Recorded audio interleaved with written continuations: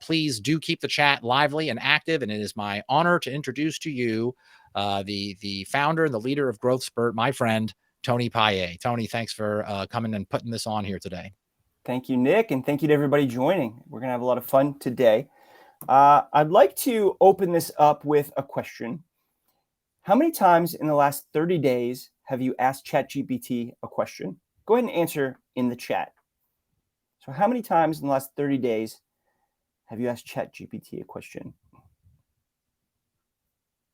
20 daily, hundreds, 10 to 20 times. Yeah, 30 plus, hundreds. Yeah, hundreds. I'm right there with you. We're seeing a lot of big numbers in the chat. And why is that? I think it's because we have questions. And when you have a question, you want an answer. And before ChatGPT existed, we would go to Google, and Google wouldn't always deliver an answer to our question. It would deliver a series of links to other pages. And that meant we had to do a lot of research ourselves. So ChatGPT, just by giving us the answer to the question, is making our jobs a lot more efficient. So we have to ask ourselves, like, if we're doing this, our customers are doing it too. So what impact is this going to have on our inbound marketing strategies? If people don't have to go to a website to find answers to our questions, and that's really the promise of inbound marketing. It's creating content that answers the questions that our customers have. If they're no longer going to our website to get those questions, what impact is that going to have to drive organic search traffic back to our website? And that's what we're going to explore today. Generative AI is just one of 4 trends that are radically disrupting inbound marketing. The other 3 are an increased competition for keywords, ever-changing search engine results pages, and algorithmic social media feeds. And we're going to explore all 4 of these one by one and talk about what they mean for inbound marketing. And we're going to get to a point where we talk about what we think we should do about this. And I want to point something out here, that the purpose of this presentation isn't to give all the answers, because I don't know them. And I attended Inbound last week and I learned a lot, but it seems like a lot of other people don't know either. So the purpose of this presentation is to get us started. It's to open a dialogue on what we should be looking at as we look down the road into the future, and what we should be doing about what we see. So let's dive in here. Let's have some fun. A little bit about myself. Nick mentioned I've been a HubSpot user group, or a HubSpot user, since 2013, and have been running the HubSpot user group for about that long. For the last 10 years, I was the chief marketing officer for an association in the technology space called the Association for Intelligent Information Management, and AIM for short. And when I was at AIM, we became HubSpot customers. We implemented it, and I and Sean, who's on my team here, we were able to bear witness to the transformative power that inbound marketing can have on a business. And it changed everything, and we were able to grow our business because of that. It was special because it didn't cost us a ton of money. We didn't have to keep throwing money at it like paid advertising. It was something that we could manage with our small team. And because we were so successful at it, we were able to grow that team from 1 to 2 to 5. Now, towards the last couple of years, coming out of COVID, we started to see our results wane. And that was a question, why? Why is this happening? That I became obsessed with. And I started a digital marketing agency, an inbound marketing agency called Growth Spurt, to explore the question further. And this presentation is the beginning of that conversation that I think we should be having with ourselves. Because I see so many good companies and great marketers who are using the same inbound marketing playbooks that we've been using for the last 15 years. And we're starting to see those playbooks get less and less effective each month, every year. And we got to change them up. So what does that look like? Before we get started, I think it's good to kick this off with a little bit of a history lesson. If you've been around a while, and especially in the HubSpot ecosystem, you've probably seen this before, but this is the inbound methodology version 1.0. This is something that HubSpot had created to talk about the inbound methodology, to visually demonstrate what those steps are. So they took that buyer's journey and they divided it into 4 categories. There's the attract stage, convert, close, and delight. And they flow from left to right. So someone who's a stranger, someone who you don't know, doesn't know you, is on Google and they have a problem and they're clicking around, they're trying to find an answer. They might find a blog article that you've created. And that they go from finding a blog to clicking through and becoming a visitor on your page. Now, if you're doing inbound right, if you're doing it as HubSpot prescribes, then at the bottom of that blog article, you've got a CTA for some sort of content offer. Maybe it's a template or a checklist or an ebook. And if they click that CTA, they get onto a landing page and they fill out a form. And then they become a lead. Then, now that you've captured their email address, you want to promote your products or your services to them by email using nurturing campaigns, automated workflows to eventually nurture them to becoming a paying customer. And if you do your job right, then you've delighted them and they become a promoter of your business, telling more strangers about it. This is something that you probably already know. I don't need to go too deep into this, but this is the inbound methodology. This is what we've been doing for the last 10 or 15 years. Another way to look at this is by way of a funnel. You're going to have a lot of strangers, fewer, but still a lot of visitors, fewer and fewer leads, and then customers and promoters. This is meant to visually represent that the numbers get smaller and smaller as time goes on. Now, sometime around 2017, HubSpot collapsed the 2 middle stages into the engage stage and said it's not a funnel anymore, it's a flywheel, but the principles still are the same. And that's that the number one goal of inbound marketing, our job as inbound marketers, really, when you boil it down, was to get to the first spot on Google for our desired keywords. If you can do this, everything else will fall into place. So let's talk about the first of the 4 horsemen, and that's an increased competition for keywords. I started doing inbound marketing truly at the Technology Association that I mentioned in 2014. And at the time, there was about 967 million or 969 million websites that existed on the internet. Now, this chart here from Statista only goes up to 2019. If you look at estimates, there's around 1.8 billion websites today. So from when I first started doing inbound in 2014 to today, there's twice as many websites. And these are websites that I'm competing with for my keywords. And it's not just the total number of websites that have increased, but the total number of pages on websites as well. If you go back to the late 90s, the early 2000s, we all had brochure websites. So you're talking 3, 5, maybe 10 pages on your website. And that has completely boomed. I know that at the Technology Association that I worked for, we had just over 1,000 pages. The Growth Spurt website, which we're a newer agency, we're only about 2 years old. Sean, how many website pages do we have now on our page? Do you know? 50. He knows the exact number. 54. So the total number of pages on our websites have exploded.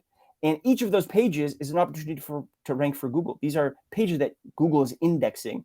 So it's getting harder and harder to rank on Google because of this increase in competition. The second horseman is the ever-changing search engine results pages. Again, this is stuff that you've all seen before. I created this law. This is sort of tongue-in-cheek, but Paley's law of platform maturation. When advertising is the primary source of revenue for a platform, as that platform matures, and by matures we mean the number of users increases, the number of engagement increases, they start to understand what works and doesn't work, what the users like and don't like, the number or the amount of referral traffic that they're sending to your page is going to decrease. And they do this in a lot of ways. If we go back in time to 2010, you guys remember when Google looked like this? Is this, pulling anything from the deep recesses of your brain? I remember this. I remember this big yellow bar at the top. That background in yellow is meant to signify that that's an ad. And it was painfully obvious what was and wasn't an ad because of that yellow background. And then in the top right-hand corner, it says sponsored link. But if we fast forward to about 4 years later, this is around 2014, Google's search engine results look like this, a little bit different. It's becoming a little bit more, just a little bit more ambiguous what is and isn't an ad. The yellow background is gone and replaced with a little yellow box instead. It used to say sponsored link, nice big long word. Now it's just ad, just AD, 2 letters is all they're giving us to show that this is an ad here. And then somewhere around there, they added that right-hand column. It's a little bit more obvious that the right-hand column is an ad because, at that time we had sort of been programmed to look for ads on the right-hand side of things. But if we look at the search engine results page today, this is just yesterday, I did this search for car insurance, and you'll see that the yellow boxes saying ad are gone. And there's such a little difference between the sponsored ad, is this Amica ad here, and the first organic search result for Allstate. Very little difference. The only thing they're giving us is a little bit of black text that looks like the rest of the text on the page that says sponsored. This is a deliberate choice. They want you to click the ads because they're incentivized to do so. That's their whole business model. But it's not just the de-emphasis of the ads. And again, I know that you all know this. Featured snippets came and hit the scene a few years ago, probably 5 years ago now, where you don't even have to navigate to Quote Wizard to see how much car insurance costs. They're giving you the answers. And they also implemented People Also Ask. So if you were lucky enough that you had created a really great blog post for how much is car insurance, and you were in that top slot, you were probably getting tens of thousands of visitors a day, if not a month. And when they launched the People Also Ask, people say, oh, actually, I didn't really want to know how much it costs. I really want to know what the cheapest insurance is for a 16-year-old. And they're able to expand that little accordion. They're able to get their answer without going to your webpage, never even clicking, never even seeing your article that you created. And when that released, you're going to see your traffic go down and your revenue go down as a result. So the first 2 horsemen had a dramatic impact on the amount of traffic going to our website. First, with the increase in competition, it's getting harder and harder to rank on Google. And then with the changing search engine results page, even if you do rank, they're sending less traffic to your website. Both of those factors are now compounded with the invention of generative AI. ChatGPT, when it hit the scene, it became the fastest growing app in the history of web applications. I believe it reached 1 million visitors in 5 days. That's just bananas. Almost overnight, people were having conversations about artificial intelligence at their dinner table with their grandma. I remember my mom, who doesn't know anything about technology, I'm still having to teach her how to use her printer, was like, what is this ChatGPT thing all about? She's using it to create a resume. Crazy. So ChatGPT is exacerbating those first 2 things. It's never been easier to create content. You can create massive amounts of content at the click of a button. And because of that, you're going to see that increase in competition only go up from here. And it's going to get harder and harder to rank on Google. But going back to what we said earlier, where people want answers, not search results. So buying behavior is changing. People are going to ChatGPT to find the answers and not to Google. Google's going to always exist, but buying behavior is changing. And that's something that we have to really get serious about. But it's not just Google, it's not just search engine optimization that we have to worry about, but it's social media is changing as well. And the algorithmic social media feeds is something that we have to contend with. This is the fourth of the 4 horsemen of the inbound apocalypse. So Paley's law strikes again. As these social media platforms mature, they're sending less and less traffic to our websites. When we go back 10 years ago, our social media feeds were chronological. And that meant that when you logged on, you saw everything there was to see. But they wanted to increase the user experience. They've got their own reasons for doing so. They created these algorithmic social media feeds. So you're seeing the best of the best content. If someone posts a picture of their 10th tuna sandwich of the day, you don't need to see that anymore. You want to see the good stuff. But that opened up the ability for them to treat users and companies differently. And we first saw this on Facebook, where you saw almost overnight that if you had a company page, your organic reach plummeted. And that only continued. And it wasn't just Facebook. Now they're all doing it.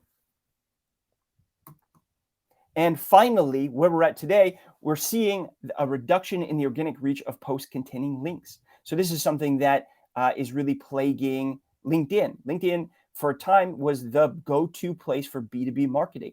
And it still is, but it's changing. Again, the apocalypse isn't upon us, but it's coming, and we have to plan for it. So like any good marketer, we tried to game the system, right? And we started saying, the link is in the comments. You used to see that a lot, even just 6 months ago, even 3 months ago. But LinkedIn got hip to that.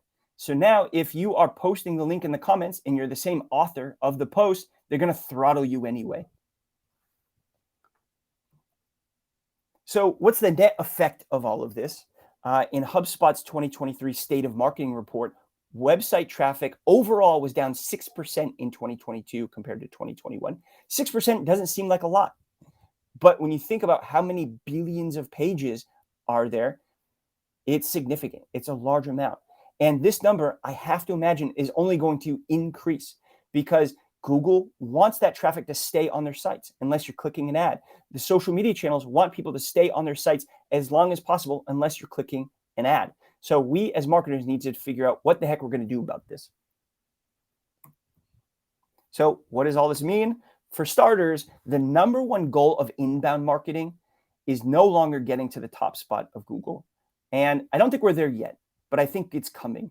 I don't know if it's going to be in 3 months or 6 months or 2 years, but we're going to reach a point where Google is not sending you significant amounts of traffic back to your site. So if you have a brand new website, you're a startup, you're just getting started with inbound marketing, getting to Google by way of creating really good blogs probably isn't going to be the biggest bang for your buck that it was just a few years ago. At GrowthSpurt, we believe that the future of inbound marketing is publishing on platform. So the goal isn't to create a post, linking back, using social media as a megaphone, but to build community on the platforms themselves. And there's a few platforms where you're seeing trend in this direction. So LinkedIn, like I said, is still probably the biggest B2B channel on the planet. There's also dark social. There's loads of communities, Slack channels being probably the most prevalent. I know I'm a member of about 4 Slack channels that have loads of conversation happening. I'm establishing myself as a leader on these channels. I am building a reputation. I'm building a community. I'm connecting with people, but I'm never driving that traffic back to my website. You can't even get analytics on this stuff. The other is form video on TikTok, on Instagram. I saw a stat in that same HubSpot report that said that SEO is third in increased spend. The trend of spend, number 1 is short form video, and number 2 is influencer marketing. So short form video is the highest trending. What am I trying to say? Is getting all of the budget right now. Finally, YouTube and podcasting. These are the trending channels. So we have to learn them. We have to get good at them. And we have to remember that using these channels isn't about becoming a megaphone for the content back on your website, but building audiences on these channels. So what are you supposed to do here? How do you, what's the roadmap? What's the way forward? I think it depends on your starting point. If you are currently killing it at inbound, you take one road. If you are just getting started inbound, you take a different road. So if you're killing it at inbound, you've been doing it for a while, you are getting meaningful traffic to your website, you have strong domain authority, by God, keep blogging, keep following SEO best practices. Don't kill a good thing. Like I said, the inbound apocalypse isn't upon us, it's coming. So you have to prepare for it. So first step is continue doing what you're doing while the getting is good. The second step on this journey, we believe here at GrowthSpurt, is getting really good at using generative AI. So If you have strong domain authority and you want to keep down this path of blogging, then what am I trying to say? Sorry, I'm losing my train of thought here. Then you want to keep creating content using generative AI, keep doing blogging at scale. The ones that aren't using it, aren't getting good at using ChatGPT, aren't getting good at a lot of the really great tools that HubSpot created, they're going to fall behind. The third step is experimenting with 1 to 2 of these new channels and getting really good at them.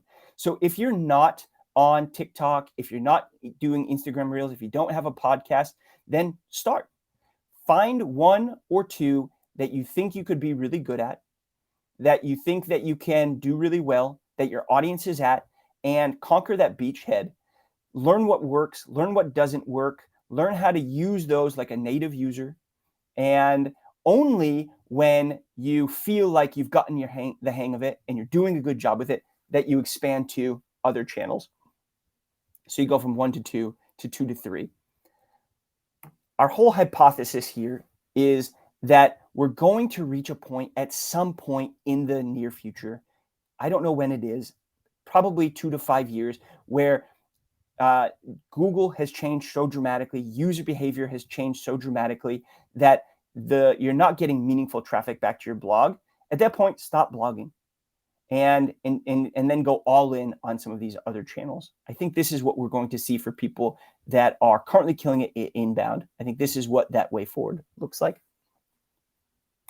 But if you're brand new to inbound, you work for a brand new company, you work for a startup, you work for a company that maybe was sales led before, and you're starting to grow a marketing function, then I think your journey looks a little bit different. I think I would probably say, don't even bother blogging.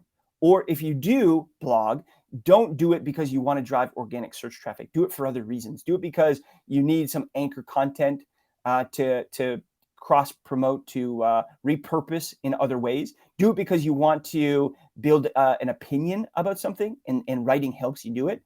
But I think the bigger bang for your buck is probably to experiment with 2 to 3. So before we'd said 1 to 2, experiment with 2 to 3 of these new channels, and again, get really good at them. And we'll talk a little bit about what getting really good at them means. Sort of 1B, step 1A, step 1B is getting really good at using generative AI and then expanding to other channels. So we said get really good at these channels. What does that mean? That's sort of vague. Getting really good at these channels first means understanding their features. It's understanding that if you're doing 1 or 2 of these, that what works on one isn't necessarily going to work on another, even if they seem really similar. So if you want to drive traffic back to your website, and again, that shouldn't be the purpose, but at the end of the day, you need to capture leads.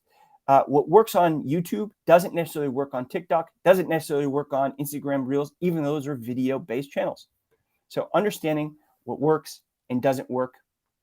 It also means developing a unique point of view and letting your authentic self shine through. I think that the winners of this sort of post-COVID AI-powered world are going to be the people that are able to be their authentic self, showing personality.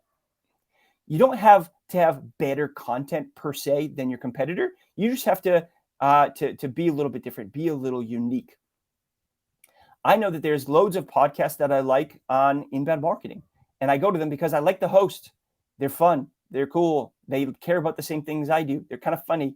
There's others that are more serious. And I like my inbound marketing education with a little bit of humor. So I don't go to the serious ones, but other people might say, you know what, I'm here to learn and I want serious. So being authentic, and people will find some camaraderie there. They'll find you interesting, and they'll want to digest your content and want to learn more about your business by product. Build community on these channels and create community and connect with community by way of them. So if you've got a podcast, maybe you should have a corresponding community. Maybe it's a Slack channel, maybe it's a LinkedIn channel, maybe it's a Facebook group, but build meaningful relationships here. And the 6th is understand, again, I can't iterate this enough, understand that it's not about driving traffic back to your website. It's about building meaningful connections on these platforms. So like I'd said, the apocalypse isn't here, but it's coming. Inbound marketing is not dead. I just attended Inbound, HubSpot's user conference last week, and it was busier than I'd ever seen. They sold out. Inbound marketing is always going to exist, but we have to acknowledge the fact that it's changing, and your strategy needs to change too. And that's the point that I want to leave you on. This is the beginning of what I think will be a conversation. It's meant to provoke thought, to get a conversation, get a dialogue started around this. We can't just put our head in the sand and think that what we're doing and what we've been doing is going to continue to work. We need to adjust our strategies for these changes that I see coming down the pike. Some bold statements made here by Tony and the Growth Spurt team. And folks, while we have you with us, and look at that, we got that done in under half an hour.